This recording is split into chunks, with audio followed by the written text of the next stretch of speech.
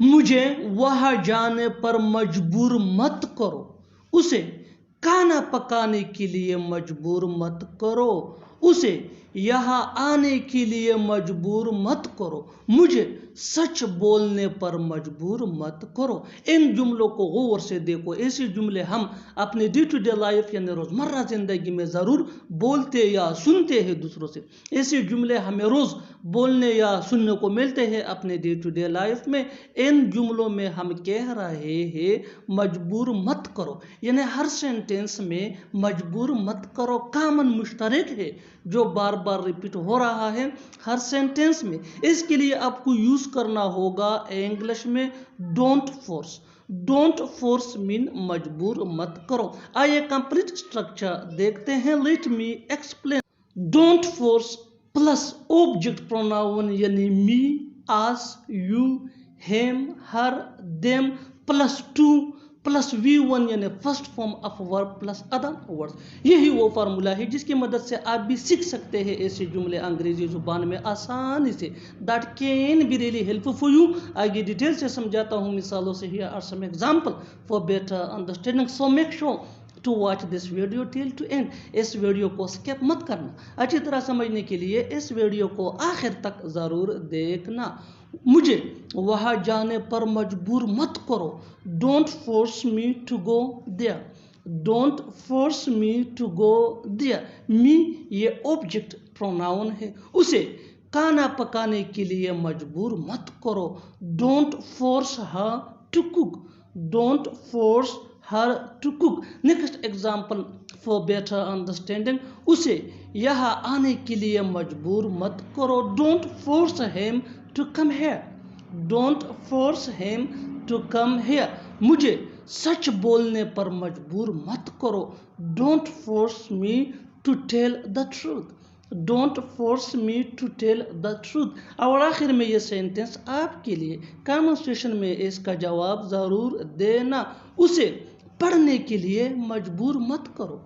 ये आसान लगता है, ये अजीब लगता है, ये अच्छा लगता है, ये मुश्किल लगता है।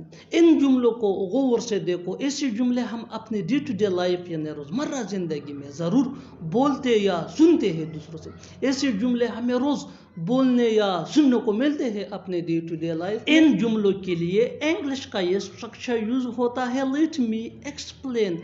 It sounds plus adjective. यही वो फार्मूला है जिसकी मदद से आप भी सीख सकते हैं ऐसे जुमले अंग्रेजी जुबान में आसानी से। That can be really helpful for you. आगे डिटेल से समझाता हूँ मिसालों से। Here are some example for better understanding, so make sure to watch this video till to end. इस वीडियो को स्किप मत करना। अच्छी तरह समझने के लिए इस वीडियो को एंड तक ज़रूर देखना। ये आसान लगता है, ये आसान लगता है। It sounds easy. It sounds easy. Next example for better understanding, ये अजीब लगता है, ये अजीब लगता है। It sounds weird. It sounds weird. ये अच्छा लगता है, ये अच्छा लगता है। It sounds good. It sounds good. ये मुश्किल लगता है, ये मुश्किल लगता है। It sounds difficult. It sounds difficult. और आखिर में ये सेंटेंस आपके लिए कमेंट सेक्शन में इसका जवाब ज़रूर देना। ये नया लगता है। चाहे कुछ भी हो जाए मैं झूठ नहीं बोलूँगा। चाहे कुछ भी हो जाए मैं उससे बात नहीं करूँगा। चाहे कुछ भी हो जाए मैं ऐसा नहीं करूँगा। चाहे कुछ भी हो जाए मैं तुम्हें नहीं छोड़ूंगा। इन जुमलों को गौर से देखो। ऐसे जुमले हम अपने डे टू डे लाइफ यानी रोज़मर्रा ज़िंदगी में ज़रूर बोलते या सुनते हैं दूसरों से। ऐसे जुमले हमें रोज़ बोलने या सुनने को मिलते हैं अपने डे टू डे लाइफ में। इन जुमलों में हम कह रहे हैं चाहे कुछ भी हो जाए, यानी हर सेंटेंस में चाहे कुछ भी हो जाए कॉमन सेम है जो बार बार रिपीट हो रहा है हर सेंटेंस में। इसके लिए आपको यूज करना होगा इंग्लिश में कम वर्ड में कम वत में मीन चाहे कुछ भी हो जाए या चाहे जो भी हो जाए। ऐसे जुमलों के लिए एक वूवर्स ने पूछा था। आइए कंप्लीट स्ट्रक्चर देखते हैं। Let me explain. कम वत में प्लस कामा प्लस सेंटेंस। कम वत में ये शुरू में भी यूज हो सकता है और एंड यानी आखिर में भी यूज हो सकता है। सेंटेंस ये सिचुएशन के हिसाब से होगा और कम वत में ये फ्रेज है दैट मीन चाहे कुछ भी हो जाए या चाहे जो भी हो जाए। यही वो फार्मूला है जिसकी मदद से आप भी सीख सकते हैं ऐसे जुमले आसानी से अंग्रेजी जुबान में that can be really helpful for you. आगे डिटेल से समझाता हूँ मिसालों से। Here are some example for better understanding, so make sure to watch this video till to end। इस वीडियो को स्किप मत करना। अच्छी तरह समझने के लिए इस वीडियो को एंड तक जरूर देखना। चाहे कुछ भी हो जाए मैं झूठ नहीं बोलूंगा। कम वक्त में I will not tell a lie. कम वक्त में I will not tell a lie. बिल्कुल फार्मूले को हमने फॉलो किया। कम वक्त में ये फ्रेज है दैट मीन चाहे कुछ भी हो जाए I will not tell a lie. ये सिचुएशन के हिसाब से सेंटेंस है दैट मीन मैं झूठ नहीं बोलूंगा। इसको ऐसा भी कहा जा सकता है I will not tell a lie कम वक्त में, यानी कम वक्त में ये शुरू में भी यूज हो सकता है और आखिर में भी यूज हो सकता है। Next example for better understanding. चाहे कुछ भी हो जाए मैं उससे बात नहीं करूंगा। कम वक्त में I will not talk to him. कम वक्त में I will not talk to him. चाहे कुछ भी हो जाए मैं ऐसा नहीं करूंगा। कम वक्त में I will not do so. कम वक्त में I will not do so. One more example for better understanding. चाहे कुछ भी हो जाए मैं तुम्हें नहीं छोड़ूंगा। कम वक्त में I will not leave you. कम वक्त में I will not leave you. चाहे कुछ भी हो जाए मैं नौकरी करूंगी। कम वक्त में आई विल डू जॉब। कम वक्त में आई विल डू जॉब। चाहे कुछ भी हो जाए मैं तुम पर भरोसा नहीं करूंगा। कम वक्त में I will not trust you.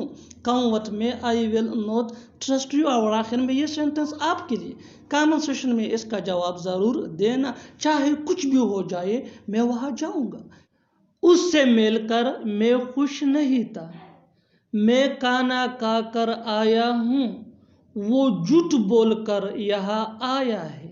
उसे बताकर मैं वहाँ गया था। इन जुमलों को गौर से देखो। ऐसे जुमले हम अपने डे टू डे लाइफ यानी रोजमर्रा जिंदगी में जरूर बोलते या सुनते हैं दूसरों से। ऐसे जुमले हमें रोज बोलने या सुनने को मिलते हैं अपने डे टू डे लाइफ में। इन जुमलों के लिए इंग्लिश का ये स्ट्रक्चर यूज होता है। Let me explain. Having plus V3 यानी third form of verb plus other words plus comma plus sentence. Sentence ये सिचुएशन के हिसाब से होगा। यही वो फार्मूला है जिसकी मदद से आप भी सीख सकते हैं अंग्रेजी जुबान आसानी से। That can be really helpful for you. आगे डिटेल से समझाता हूँ मिसालों से। Here are some example for better understanding, so make sure to watch this video till to end. अच्छी तरह समझने के लिए इस वीडियो को स्किप मत करना। इस वीडियो को आखिर तक जरूर देखना। उससे मिलकर मैं खुश नहीं था। Having met him, I was not happy. Having met him, I was not happy. Next example for better understanding. मैं खाना खाकर आया हूँ। Having eaten food, I have come. Having eaten food, I have come. One more example for better understanding. झूठ बोलकर वो यहाँ आया। Having told a lie, he has come here.